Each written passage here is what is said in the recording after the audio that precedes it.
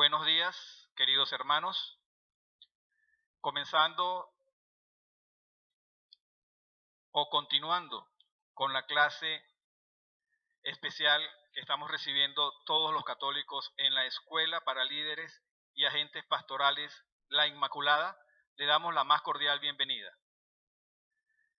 Igual ofrecemos disculpas porque, motivado a problemas técnicos, nos ha ocasionado el retraso en el comienzo de la transmisión. Agradecemos su espera y estar pendientes, pues, de todo lo relativo a nuestra educación cristiana. Hoy corresponde la primera clase a la doctrina social de la Iglesia. El tema a tratar es el Estado. Y la disertación, como ya estamos acostumbrados, va a ser por el doctor Constantino Noé Valecillos, de dilatada trayectoria, pues, en el campo de la educación, y para nosotros es un honor contar con su apoyo y ofrecemos, pues, toda su experiencia y sabiduría para el bien de todos. Bienvenido, profesor Constantino.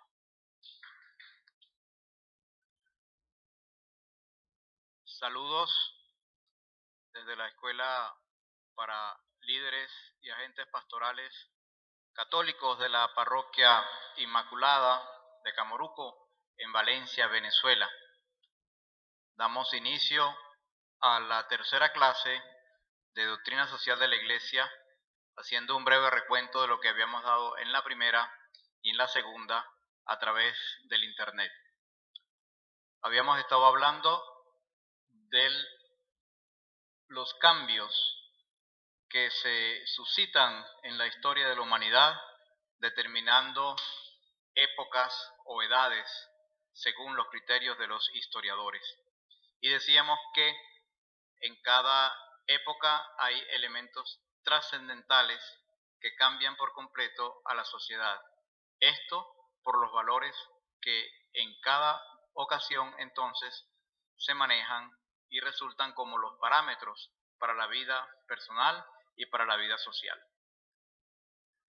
Dentro de los últimos cambios hablamos de la revolución industrial, que dio origen al liberalismo, un sistema capitalista que explotaba al hombre, cuyo principal motor era el dinero, y así irrespetaba la dignidad humana, primer principio de la doctrina social de la Iglesia y de las Sagradas Escrituras. A esta concepción capitalista del trabajo salió al paso el manifiesto comunista que entonces pretendía resolver las diferencias injustas del capitalismo, pero dio entonces un peso mayor al trabajo, y más que al trabajo, a la pretendida igualdad, pero sin equidad y sin justicia, aboliendo o proponiendo que se aboliera algunos principios como la propiedad privada, como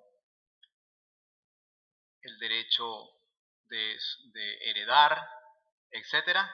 Y trajo como consecuencia no el bienestar que se pretendía al superar el capitalismo, sino la lucha de clases y la pobreza para muchos, como venía siendo antes.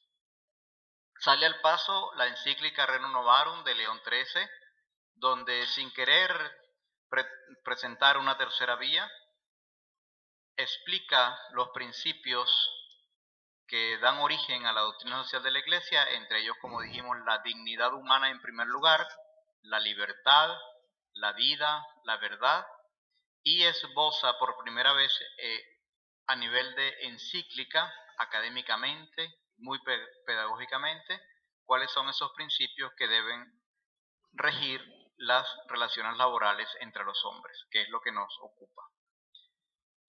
Dentro de esos principios hay uno que se llama subsidiariedad, en los que se expresa con mucho acierto cuál es el papel del Estado dentro de las relaciones sociales. El Estado no puede estar lejos de la relación social como en el liberalismo, ni puede asumir todo como en el comunismo. El Estado tiene un papel de vigilancia, de lograr que las relaciones se den con justicia y equidad, y tiene un papel también de subsidiariedad, de tal manera que cuando la comunidad pequeña no puede por sí misma surgir, subsistir, mantenerse, el Estado entonces interviene y ayuda subsidiando. Entonces hoy vamos a dedicarnos más profundamente a ese tema que ya abrimos, que es el Estado. Empezamos diciendo que el Estado, bueno, en Venezuela tenemos una pequeña dificultad porque podemos confundirnos entre Estado y estados, porque nuestra división política se hace en base a esa palabra estados, lo que en otros países se llama departamentos. Por ejemplo, en Colombia se habla de departamentos, los departamentos forman el país. En otros países hablan de provincias, en Argentina se habla de provincias, las provincias forman el país. En cambio, en Venezuela hablamos de estados. Los estados forman el país. Sin embargo, no es a este estado al que nos estamos refiriendo, sino a un estado mayor, al país total, definido como una sociedad constituida por un conjunto de personas que en un territorio concreto se asocian con determinado orden jurídico bajo un gobierno para realizar el bien común global con independencia de otras sociedades semejantes. Este es un concepto muy completo que inclusive es el que asume la doctrina social de la Iglesia para trabajarlo. No lo diseña, no lo inventa la doctrina social, sino que lo asume de lo que la sociedad ha dicho por siempre. Este es el concepto de Estado. Vamos a descifrarlo en cada uno de sus elementos. Es una sociedad porque es una reunión, es un conjunto, está integrado por un conjunto de personas, o sea, los seres humanos integrados, residen en un territorio concreto, se rigen, establecen, elaboran un orden jurídico para que guíe las relaciones, eligen un gobierno para que se encargue de ese orden jurídico, buscan el bien común global y un elemento muy importante es la independencia que ha de tener de otros semejantes. Todo Estado tiene que ser independiente de los demás estados. Se relacionan, se firman acuerdos, se firman convenios, se establecen grupos de estados por alguna característica común, pero se mantiene la independencia. Si no hay independencia, no podemos hablar de que hay un Estado. Así, por ejemplo, tenemos en Venezuela, en el mundo, según se vea la organización, 193 estados. Hace poco este número cambió mucho, en el año 1989, con la división de la Unión de Repúblicas Socialistas Soviéticas, se crearon muchos estados y todavía pueden surgir estados por la división de algunos. Siendo una sociedad de personas que se reúnen, entonces pueden nacer nuevos estados. Y a nivel internacional hay algunas características que serían interesantes apuntar, por ejemplo, el Estado de Palestina, de reciente creación, pero el Estado de Palestina tiene conflicto con el Estado de Israel. en Sahara Oriental hay un grupo, una sociedad de personas que quieren formar un Estado, pero sin embargo el Estado de Marruecos no les quiere dar independencia, de tal manera que ahí tampoco podemos hablar de un Estado. El caso de Taiwán y Hong Kong, sociedades que quieren ser Estados, pero que dependen todavía del Estado chino. Puerto Rico, aquí cerca de nosotros, es un Estado, se llama Estado Libre, pero realmente no es Estado libre, es una comunidad asociada a los Estados Unidos de Norteamérica. El Estado es Estados Unidos de Norteamérica y él no es un Estado independiente. Hay quienes buscan esa independencia, pero mientras no la logren, no es un Estado. Más cerca todavía la Guayana Francesa, aquí en América del Sur, que pertenece totalmente a Francia. Eso es Francia, porque no se ha independizado ni se quiere independizar. Y las islas de Aruba, Bonaire y Curazao, que tampoco son un estado, porque son parte de lo que antes conocíamos como Holanda, hoy conocemos como Países Bajos. Entonces, más adelante veremos lo que es el territorio, pero hoy hay dos territorios muy alejados, inclusive en continentes distintos, pero que forman parte de un solo estado. Aruba, Bonaire, Curazao y Holanda son los Países Bajos. Entonces, más o menos esa es la definición de estado. Como dato curioso, el Estado del Vaticano sí es reconocido como estado, un estado dentro de una ciudad, dentro de un país, y con esa categoría de estado. Los estados pueden ser monarquías, todavía quedan en el mundo alrededor de unas 25 monarquías, donde tienen un monarca o una monarca que rige al estado. Está la monarquía de Andorra, de Bélgica, de Dinamarca, la misma España y la Holanda que nombrábamos ahorita, tienen su rey. En Asia está Jordania, Kuwait, Japón y Tailandia son monarquías. En África hay algunas como Lesoto y Marruecos, ahí cerca de España. Y en Oceanía la de Tonga. En América no hay ninguna monarquía. En América todas son repúblicas. La gran mayoría de los estados en el mundo son repúblicas, regidos por un presidente o por una presidente.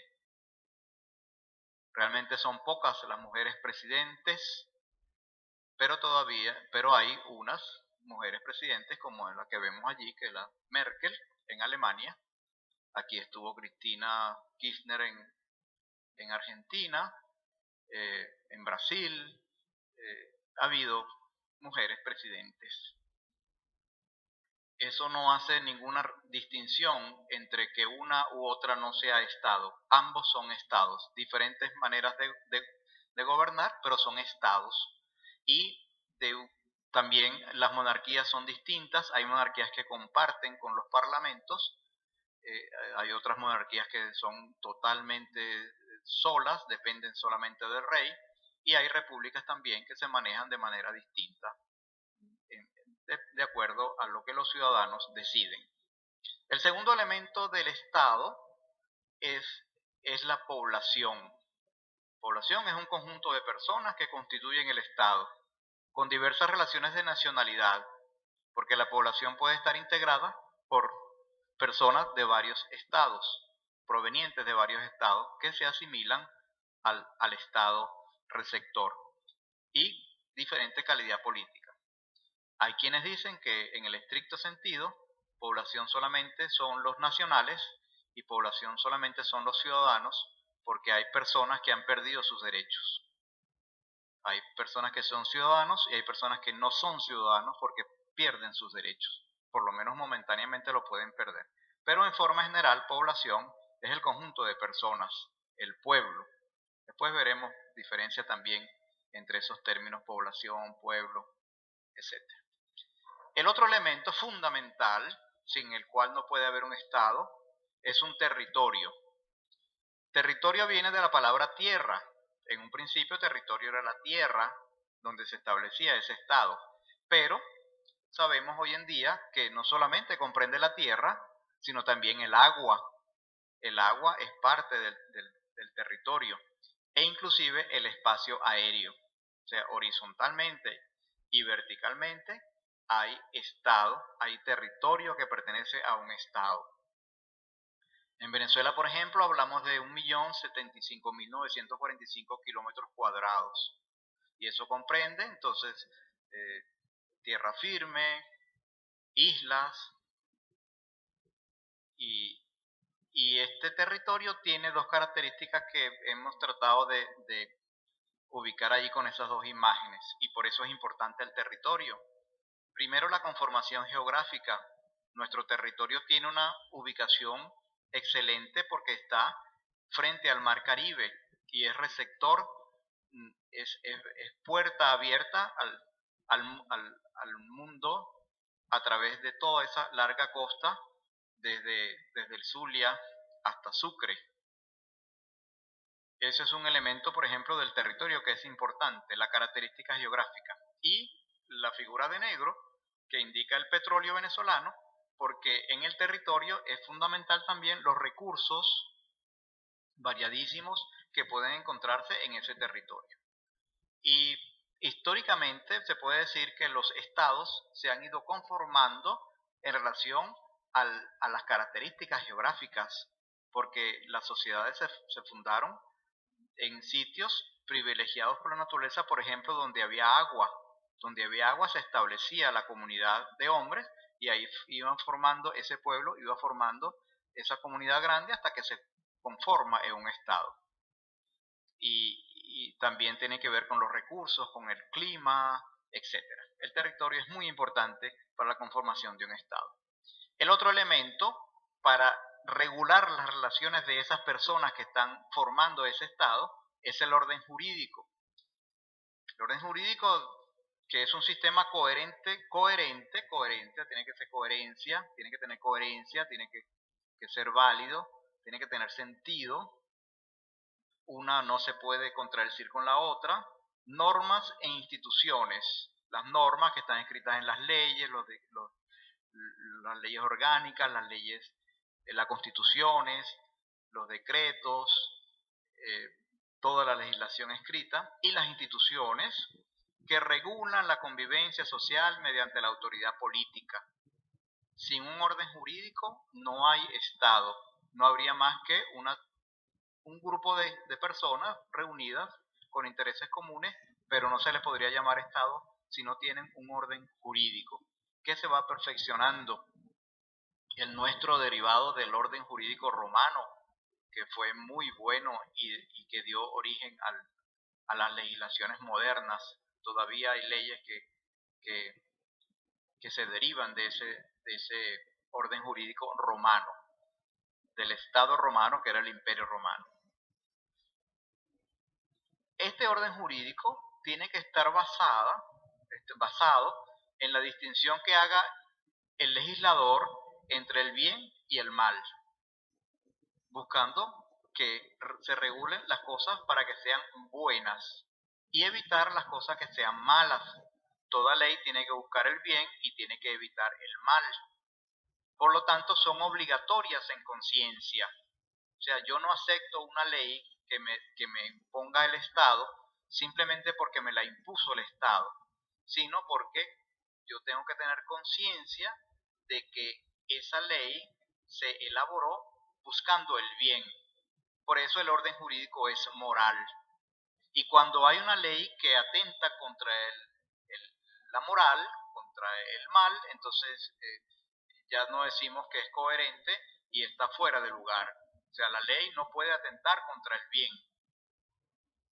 Ahí ya veremos que hay bienes mayores, bienes menores, hay bienes particulares, bienes públicos. La ley tiene que regular todo eso, pero siempre buscando el bien. Fíjense que el bien común es uno de los principios de la doctrina social de la Iglesia y aquí coincide perfectamente. El otro elemento que va a regir esas relaciones entre los que formaron esa sociedad, que se constituyeron en un Estado, es el gobierno. El gobierno definido como una autoridad política del Estado para gestionar el bien común global. Ese gobierno pues es alterno, ese gobierno cambia constantemente y es bueno que cambie constantemente. Decía el Libertador que era peligroso que un gobernante estuviera mucho tiempo en el poder, porque el gobierno debe ser cambiante por la necesidad de actualización, porque los tiempos cambian, porque las circunstancias cambian, entonces el gobierno tiene que actualizarse. Y una forma de actualizar el gobierno es a través de las elecciones, y ahí se va cambiando el gobierno. No podemos confundir gobierno con Estado. El gobierno es la autoridad política del Estado. El Estado queda, el gobierno pasa. Más adelante también hablaremos de democracia y retomamos este término de gobierno como elemento constitutivo del Estado. Y por último, y más importante, el bien común. El Estado persigue el bien común. ¿Para qué se reúnen unas personas? Imaginémonos un Estado que está naciendo hace años, hace siglos, hace décadas, no sé, imagínense. Imagínense que son unas personas que se unieron y dicen vamos a formar un Estado. ¿Para qué? El único objetivo que puede tener la formación de un Estado es para que nuestras relaciones sociales se hagan en bien, de tal manera que busquemos el bien común. Por eso San Juan XXIII, siendo Papa, definió el bien común como el conjunto de condiciones sociales de todo tipo, condiciones de todo tipo, que permiten y favorecen el desarrollo integral de las personas humanas. Entonces, el Estado tiene que buscar las condiciones sociales, todas las condiciones sociales, de alimentación, de vivienda, de educación, de salud, de seguridad, de diversión, de economía, todas las condiciones sociales para favorecer, permitir y favorecer, no solamente permitir que se pueda, sino ayudar a que se favorezca, a que se logre el desarrollo integral de las personas humanas. Entonces, así resumimos el bien común. Primero, es la finalidad del Estado. Todo lo que hemos venido hablando del Estado es en función de que haya un bien común. Si el Estado no busca un bien común, no tiene sentido de ser Estado. Hay que terminar con ese Estado. Con ese Estado, no hablo de gobierno, con ese Estado. Y con el Estado no se termina, simplemente se modifica un gobierno que no esté garantizando esa finalidad. Segundo, el Estado lo crea, el bien común, lo mantiene al bien común y lo promueve. Es la obligación del Estado crearlo, mantenerlo, promoverlo. Así, por ejemplo, si necesitamos que la educación llegue a todas las personas, porque vemos que logrará el bien común, la educación es el camino para el bien común, para la felicidad de las personas, el Estado está obligado a crear todas las escuelas necesarias, está obligado a mantener todas las escuelas necesarias y está obligado a promover todas las escuelas necesarias. Y cuando digo escuela es infraestructura, es maestros, es planificación de programas, es currículum, es sueldos y salarios, es actividades extraescolares, etcétera, etcétera, etcétera. Crear, mantener y promover, en este caso específico, la educación. Y así, como decíamos antes, todo tipo de condición. El bien común exige jerarquización y complementación de bienes comunes parciales. Porque hay bienes comunes parciales, hay bienes comunes individuales, hay el bien común, por ejemplo, de una persona, de una familia o de un grupo de personas, de una comunidad, de un barrio, una organización. Ellos tienen unos bienes comunes parciales. El Estado debe jerarquizar entre los bienes que buscamos y complementar a ver a quién se satisface, cómo se satisface, de tal manera de que todos puedan disfrutar de la felicidad. Así, por ejemplo, hay casos en que el Estado expropia un bien personal en beneficio de un bien colectivo. La casa está atravesada donde vamos a pasar una carretera que va a beneficiar a mil familias. Entonces, esa casita que está atravesada, que es el bien común de una sola familia, se jerarquiza con el bien común de 1000 familias y entonces, lógicamente, el bien común dice que el Estado tiene que, en justicia, expropiar ese bien.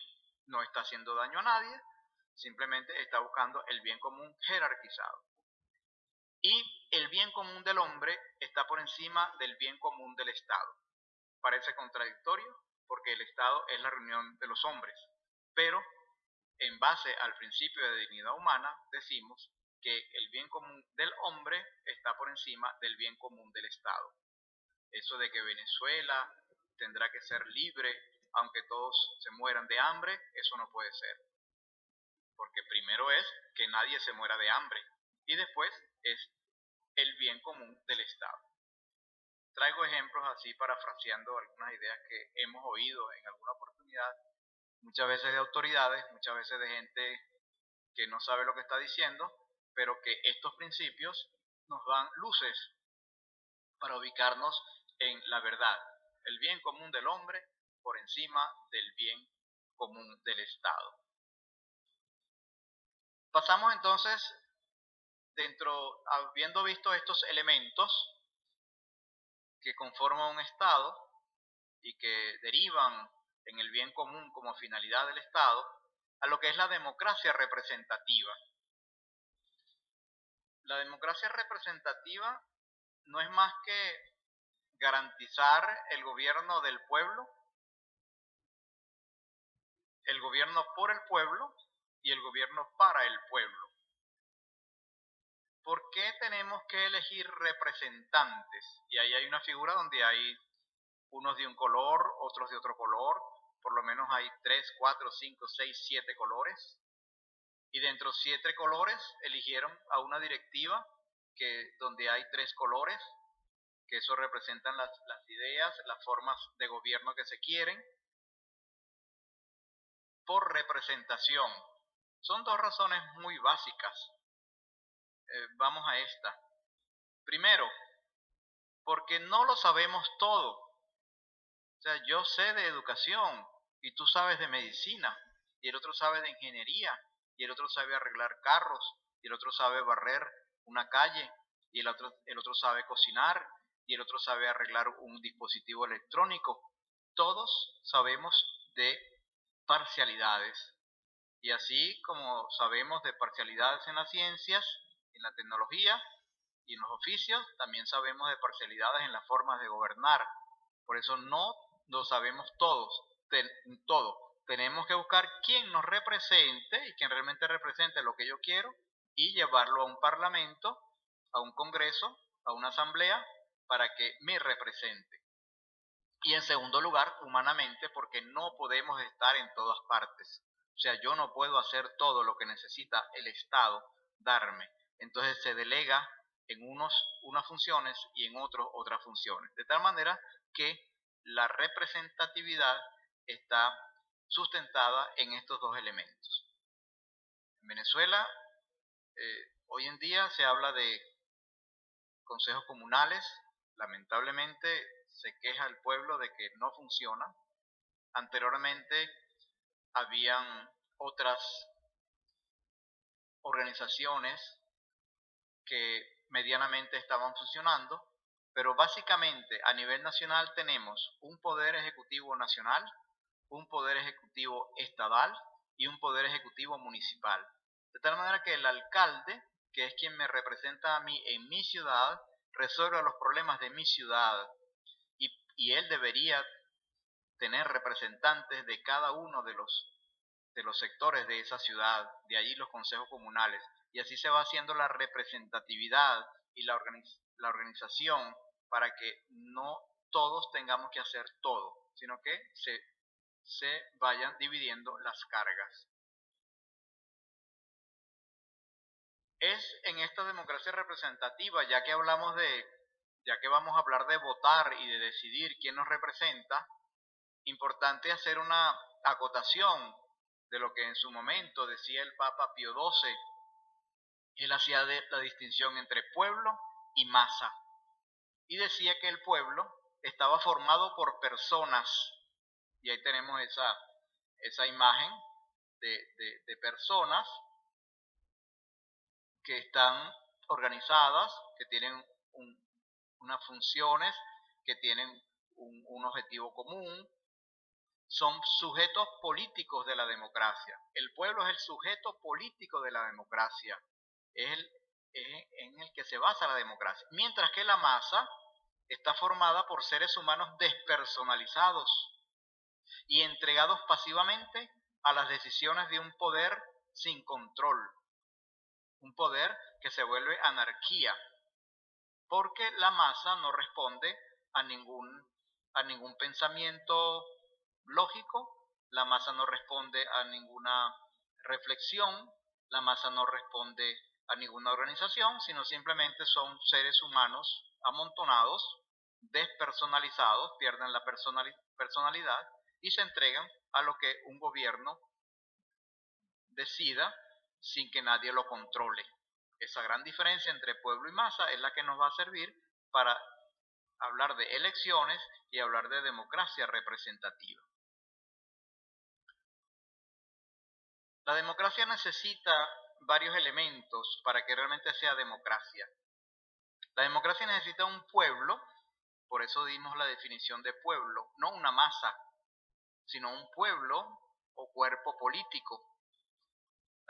La democracia necesita entonces un poder político electo por ese pueblo consciente, que sabe sus derechos, que sabe sus deberes, que conoce sus necesidades jerarquizadas, que sabe qué es lo que necesita primero y qué es lo que necesita después. Hay gobiernos, te decía, en el Imperio Romano, que daba pan y circo. Le daba pan y circo a la masa, y la masa simplemente aceptaba, no tenía otra decisión, otra alternativa. Nosotros sí tenemos una alternativa: votar a quien nos garantice realmente la satisfacción de nuestras necesidades bien jerarquizadas. Pero para eso hay que conocer cuáles son mis necesidades bien jerarquizadas. El poder político electo por el pueblo, sobre todo en estos dos, en el poder legislativo y el poder ejecutivo. Realmente las elecciones, por ejemplo, en Venezuela se hacen para elegir al ejecutivo, tanto nacional como regional como municipal, y al legislativo, tanto nacional en la Asamblea Nacional, regional en los consejos legislativos y municipales en las cámaras edilicias. Los demás poderes son elegidos por el legislativo, bien sea que hablemos en Venezuela del poder moral, el poder judicial y el poder electoral. Eso los elige el legislativo. Pero si el legislativo fue elegido por el pueblo, entonces estamos diciendo que indirectamente, porque no podemos hacerlo directamente, estamos nosotros también eligiendo los poderes que elige el legislativo. Pueblo elige ejecutivo, pueblo elige legislativo, legislativo elige moral, elige electoral y elige judicial. El tercer elemento de esta democracia es un sistema electoral honesto y objetivo. Y en eso ha de trabajar el poder ejecutivo y todos los poderes, el poder moral, ha de trabajar en que el sistema electoral sea realmente honesto y objetivo. Hoy en día se ha tecnificado mucho y no sabemos realmente si esa tecnificación es garantía de honestidad y objetividad o es condición para hacer mejor trampa. El sistema electoral debe ser honesto y objetivo. Sin sistema electoral honesto y objetivo no podemos hablar de democracia. El cuarto elemento es la capacidad que han de tener todos los ciudadanos para encontrarse entre grupos y tendencias, de tal manera que habrá partidos políticos, asociaciones políticas, grupos de pensamiento político, agrupaciones, pero esas agrupaciones tienen que tener capacidad de encontrarse y las tendencias tienen que tener capacidad de diálogo. si no hay capacidad de encuentro y diálogo entre adversarios, por decirlo de esa manera que es un poco peyorativa, pero sí hay una adversidad porque se piensa de manera distinta. Tienen que encontrarse, tienen que dialogar, si no, no hay democracia. Y por último, y muy importante, la democracia necesita de personas con vocación de servicio, que sean honestos y capaces, porque ellos nos van a representar, ellos van a dejar su trabajo, ellos van a su profesión, muchas veces su familia, cuando tienen que, si tienen que estar en la capital constantemente, dejan la familia, etcétera. Son personas elegidas para que nos representen, por eso tienen que ser unas pocas personas, pero garanticemos que tengan vocación de servicio, que lo hagan por servicio y que lo hagan con honestidad y con capacidad, porque tampoco es la idea que yo quiero, yo soy muy bueno, pero yo no soy capaz. Debe haber preparación. Y Venezuela ha tenido muchos gobernantes muy preparados, pero también ha tenido muchos gobernantes muy populistas e incapaces. En la centésimos annus, porque tenemos que empezar a sacar de entre los documentos de la Iglesia cada uno de esos elementos que nos van ayudando a esclarecer los principios de la doctrina social de la Iglesia y cómo comportarnos y cómo pensar y cómo opinar y cómo actuar. El Papa Juan Pablo II, San Juan Pablo II, en 1991, con ocasión de la 100 años de la Rerum Novarum, nuestro caballito de batalla Rerum Novarum, pues Juan Pablo escribe la Centésimos Annus 1991 y en el número 25 hace referencia a lo que había ocurrido hacía muy poco en 1989. Recuerden la caída del muro de Berlín por ese tiempo, la figura que tenemos arriba, el muro de Berlín, y la desmembración, la disolución de la Unión de Repúblicas Socialistas Soviéticas, todo eso por esa época del año 89. Se caían los regímenes autoritarios, se caían los estados que no respondían a una democracia, que oprimían al pueblo, que no buscaban el bien común como finalidad.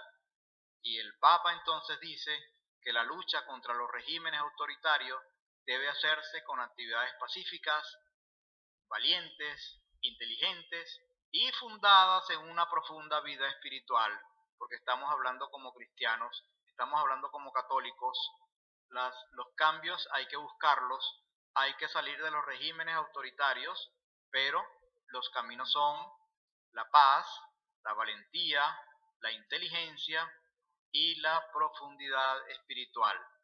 Todo esto para evitar, decía Juan Pablo II, ni cobardía ni cinismo, que eran los dos extremos en los cuales podíamos caer.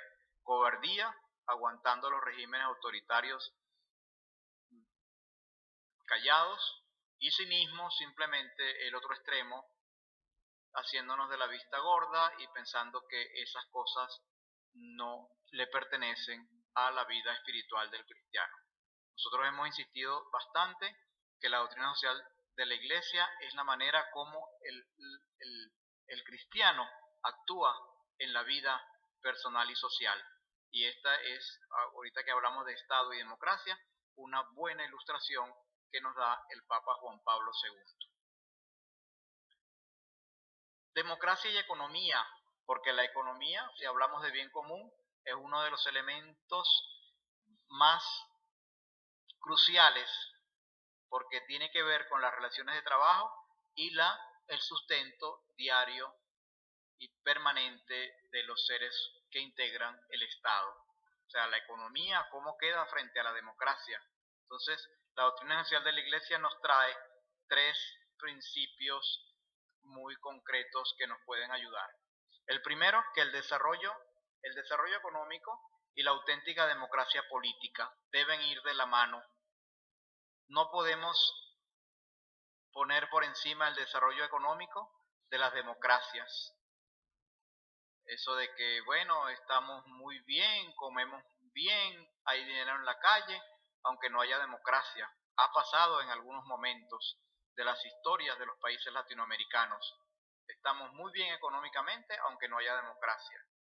O lo contrario, que hay mucha democracia, pero económicamente estamos mal, no nos desarrollamos, tenemos penurias, tenemos escasez, ninguna de las dos extremos es bueno. El desarrollo económico tiene que ir de la mano con una auténtica democracia política. En segundo lugar, lo que es la democracia indirecta. Hablamos de sociedades intermedias porque el Estado es la gran sociedad, pero hay sociedades que no son el Estado, que están dentro del Estado. Entonces, esas son sociedades intermedias. Allí están, por ejemplo, los sindicatos. El sindicato de una profesión es una sociedad intermedia. Ahí se agrupan solamente los miembros de esa profesión. Entonces, eso es una sociedad también. No son un Estado, pero es una sociedad intermedia dentro del Estado. Para ellas, el Estado debe garantizar la solidaridad, ayudarles a cada una de esas sociedades pequeñas, y la subsidiariedad, como ya la hemos definido constantemente. Evitando, dice la doctrina social de la Iglesia, la falsificación y el control antidemocrático. Y cuando hablamos de sindicatos, nos acordamos de algunos casos que no suelen ser algunos, suelen ser muchísimos casos donde el sindicato se falsifica y se deja controlar con un control que llamamos antidemocrático, porque ya no es democracia. Entonces hay falsos sindicatos, los sindicatos vendidos al patrono, los sindicatos vendidos al gobierno, que no garantizan ni la solidaridad ni la subsidiariedad como sociedades intermedias. Y tercero, dice la doctrina social de la Iglesia, aplicar en este intento de equilibrio entre el desarrollo económico y la auténtica democracia política, la no violencia, perseguir siempre el bien común basados en la justicia. Si nos basamos en la justicia, es fácil conseguir el bien común. Una de las libertades que debe garantizar el Estado dentro de esa búsqueda del bien común, hablamos de bienestar de todo tipo. Una de las garantías debe ser la libertad religiosa. Pero la libertad religiosa a veces la entendemos de manera muy parcial y la circunscribimos a la libertad de culto. En este país hay libertad de culto, el culto es tanto público como privado, todo el mundo cree en lo que quiere y todo el mundo hace sus manifestaciones, no hay interferencia, está garantizada la libertad de culto. Pero es que la libertad de culto no es solamente la libertad religiosa, la libertad de culto es apenas una parte de la libertad religiosa. La libertad religiosa implica libertad de organización. O sea, las iglesias, los credos, las personas que piensan o que creen en algo en común, sea el que sea, tienen libertad dentro del Estado para organizarse. Debe garantizar el Estado también la libertad de proselitismo. Esa palabra no es peyorativa, esa palabra significa, para nosotros los católicos, libertad de evangelización o de libertad más bien de anuncio. O sea, yo tengo libertad de invitar a otros a mi credo, a revelarle lo que yo creo, el Dios en quien yo creo, sus bondades, e invitarlo a que forme parte de mi iglesia. Debe haber una libertad de proselitismo, de anuncio, de salir, de de predicar, de invitar. Y en tercer lugar, la libertad de formación. Esa sí se asemeja más a lo que es evangelización. O sea, el Estado me debe garantizar a mi grupo religioso que yo forme a mi gente, que yo le dé instrucción bíblica en el caso de los cristianos, que yo le dé catequesis en el caso de los católicos, que yo le vaya a la escuela y le ilumine las enseñanzas con la palabra de Dios. La libertad de organización, la libertad de proselitismo y la libertad de formación tienen que funcionar garantizadas por el Estado. Y a esa se une la libertad de culto. Lamentablemente, el católico solamente está pendiente del culto. La gran mayoría de los que se dicen católicos es porque tienen culto público o privado, pero no están organizados. Pregúntenle a alguien a qué organización pertenece y no le sabe decir, a qué iglesia asiste y le dice que va, depende de la situación, unas veces a una, otras veces a otra. No está organizado. Pregúntale a un católico si él invita a los demás a que sean católicos y le dirá que no, que cada quien haga como quiere, inclusive a sus hijos, que cuando cumplan 18 años que decidan. Y pregúntale a un católico si está en periodo de formación y le dirá que ya hizo su primera comunión, que ya se graduó, que ya salió de eso.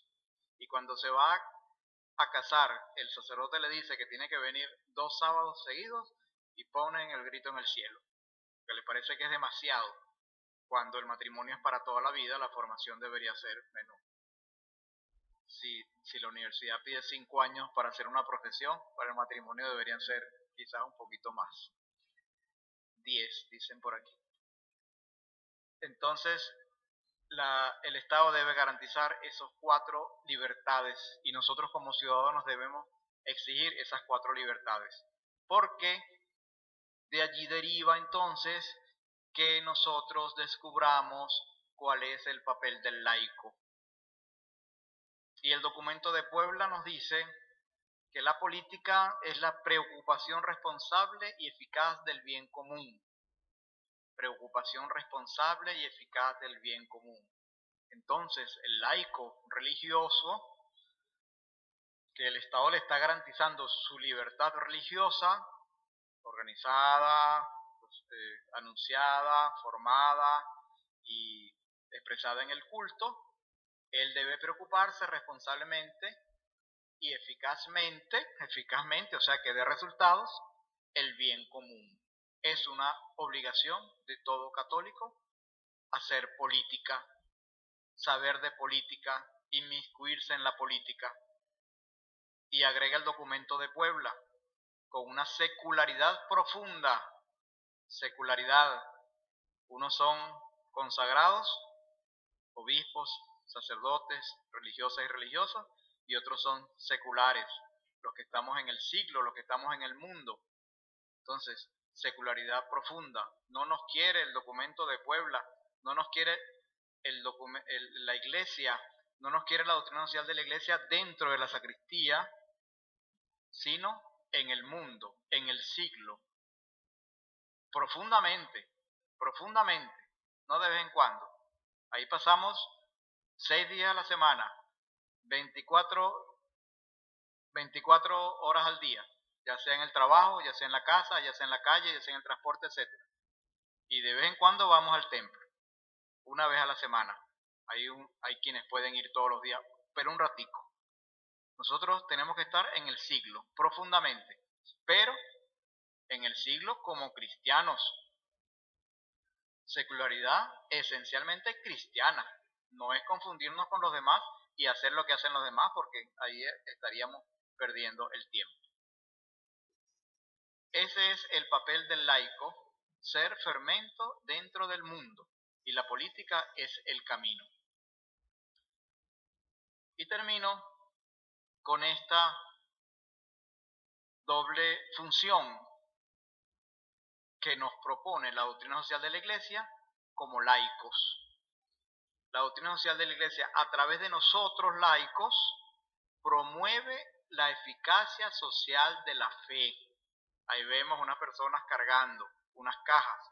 Esas cajas deben tener alimentos. ¿Por qué? Porque esas personas no se conformaron con el culto, no se conformaron con una devoción personal, no se conformaron con decir yo creo en Dios, sino que la parte social, o sea, el compromiso con el hermano, el compromiso con el otro, el ámense los unos a los otros, lo están haciendo de manera eficaz. Entonces, la doctrina social de la Iglesia promueve eficazmente la parte social de la fe. La fe lleva a lo social. Una fe sin compromiso no es una fe válida. Y en segundo lugar, y muy importante, evita la utilización demagógica de la religiosidad, sobre todo de la religiosidad popular, porque hay gobiernos que pretenden utilizar demagógicamente la religiosidad del pueblo y satisfacen esa religiosidad así como el pan y el circo. Y el pueblo, que ahí no es pueblo sino que es masa, se siente satisfecho porque sus devociones personales fueron asistidas por el gobierno de turno. La doctrina social de la Iglesia evita que la religiosidad sea utilizada demagógicamente. Hasta aquí pues esta reflexión de hoy, donde hemos visto lo que es el Estado, cuáles son los elementos del Estado y cómo nosotros como cristianos formamos parte de ese Estado y tenemos que ayudar desde nuestra fe a el bien común, que es el objetivo principal de la formación de un Estado, en nuestro caso del Estado venezolano, de la República Bolivariana de Venezuela. Muchas gracias. Agradecidos todos estamos por la excelente presentación del tema de hoy, el Estado, a través de la doctrina social de la Iglesia, presentada por el doctor Constantino Noé. Así es que, una vez más agradecido, profesor, por su presencia y colaboración con esta escuela para líderes. Les queremos recordar también las actividades a tener en cuenta a través de nuestro canal YouTube. Tenemos la misa diaria en la mañana. Estamos estudiando, al parecer, a partir del lunes será a las 8 de la mañana. Lo vamos a estar informando por los canales de comunicación, porque es más, hay mayor asertividad con respecto a la tecnología. La internet, cuando en la parte alta de la mañana, es más inestable. Los sábados a las 4 de la tarde, la celebración de las vísperas del domingo. Hoy vamos a la celebración de la Santísima Trinidad, al igual que los domingos en la mañana. Mañana, entonces, formalmente estamos con la celebración de la Santísima Trinidad. Los jueves, viernes y sábados vamos a tener una hora santa de adoración. Estamos en el mes del Sagrado Corazón de Jesús y vamos a pedir a Dios para que nos conceda, si es su voluntad, nuestras peticiones. La escuela dominical continuará el domingo que viene con las clases que correspondan. Creo que corresponde a Biblia y liturgia. Así es que estén pendientes de nuestros canales de información, el grupo de WhatsApp y el canal de YouTube, y por Instagram estaremos informando las actividades de esta semana. Así es que no nos queda más pues que invitarles a nuestra próxima presentación y a las actividades semanales que hemos estado mencionando.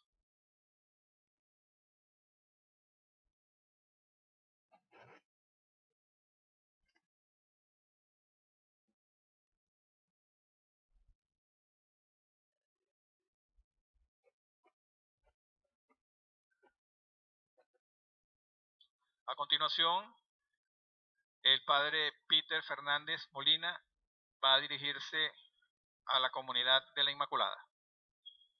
Buenos días. Ahorita correspondería la clase de la catequesis. Lamentablemente, por los problemas que todos sufrimos de internet, el padre Antonio Arocha no pudo enviar